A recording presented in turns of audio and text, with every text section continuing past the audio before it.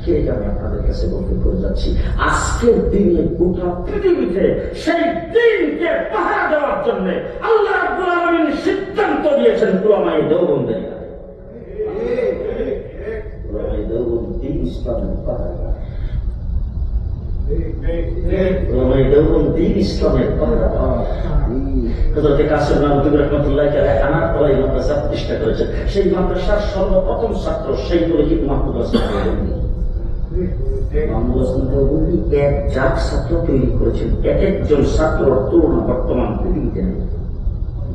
মোহাম্মদ হাসান দেওবন্দি ইন্তেকালের আগে যখন সাহাবী ফাঁস, তখন কিছু সংখ্যক লোক মুহিব্বিন মুতাল্লিকিন তারা যাইয়া ওনার কাছে বৈশা তারপর বলতেছেন, হুজুর একটা কথা বলার জন্য আসতে। বলে কি কথা? জীবনটা তো কাটাইছেন ইংরেজের বিরুদ্ধে আন্দোলন আর সংগ্রাম করে, আপনি কোনো কিতাবাদি লেখেন নাই, মার্কেটে আপনার কোনো কিতাব নাই, যার ফলে এই আপনি যদি দুনিয়া থেকে চলে যান তাহলে আপনার নাম নিশানা থাকবে না। আপনি যে তোমার শাইখুদ্দিন ছিলেন, আপনি যে তোমার আলিম ছিলেন, তোমার মুহাদ্দিস ছিলেন, তোমার মুফতি ছিলেন, এটা কেন নাম নিব? কিছু কিতাব যদি লিখি মার্কেটে থাকতে হবে, কিতাবটা তৈরি মানুষ আপনার কথা স্মরণ করতো।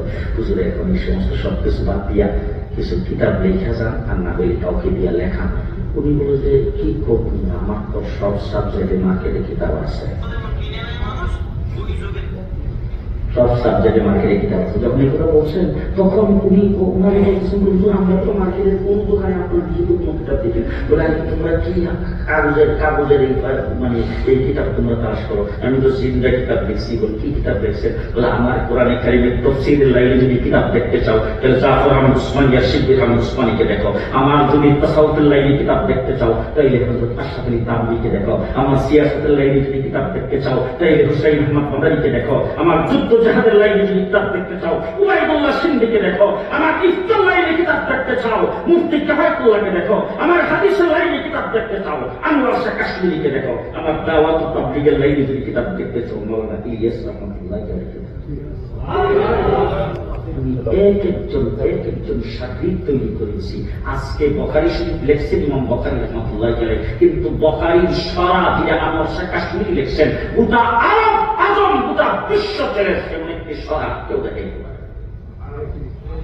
আমার ভাই ইসলামের যত কিতাব হযরত আশরাফ আলী থানভী রাহমাতুল্লাহ আলাইহি লিখছেন, তাসাউফের ইমাম হযরত হাফিজ হুজুরের মতো ব্যক্তি, পীর হুজুরের মতো ব্যক্তি, শামসুল ফরিদ রাহমাতুল্লাহ আলাইহি, হাফেজের মাদ্রাসা তিনি বানাইছেন মাওলানা হাবিবুল্লাহ সাহেব রাহমাতুল্লাহ আলাইহি। এই সমস্ত বুজুর্গান যিনি ডাক্তার বাপের তৈরি হয়েছে,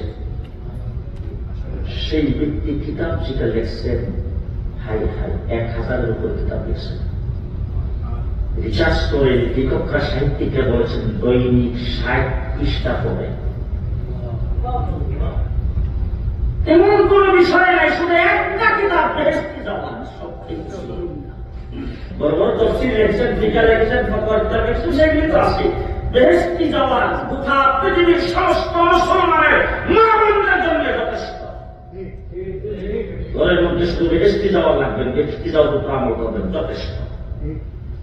বেহেশতি যাওয়ার পূজা দেখবেন আপনি হালুয়া কিভাবে বানাইবেন কি দেওয়া আছে, আর বাবা সেবা কি মর্তা কিভাবে করবেন কি দেওয়া আছে, কথা ঠিক না? যদি আপনি বেহেশতি ব্যবহার করেন আর এগুলো যদি করেন তাইলে আপনার মনে হবে এর চাইতে বড় বাবুর্চি বোধহয় আর পৃথিবীতে। আবার যদি বেহেশতি ব্যবহারের ভিতরে যে তদবির লেখছে, এরপরে যে ওষুধপত্র সম্পর্কে লেখছে, এটা যদি আপনি করেন তাইলে মনে হবে যে ওই বাবা এত বড় ডাক্তার।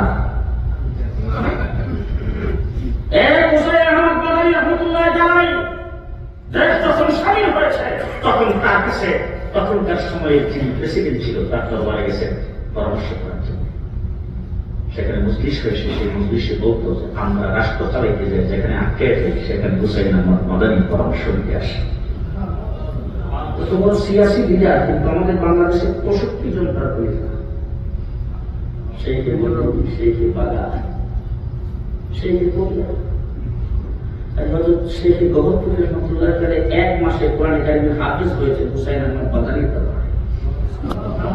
আপনাদের সিলেটের খেলাফত বিল্ডিং এ 4 বছর তিনি হাদিস পড়াইছেন, 18 বছর রাসূলের রওজার কিনারে বসে হাদিস পড়াইছেন।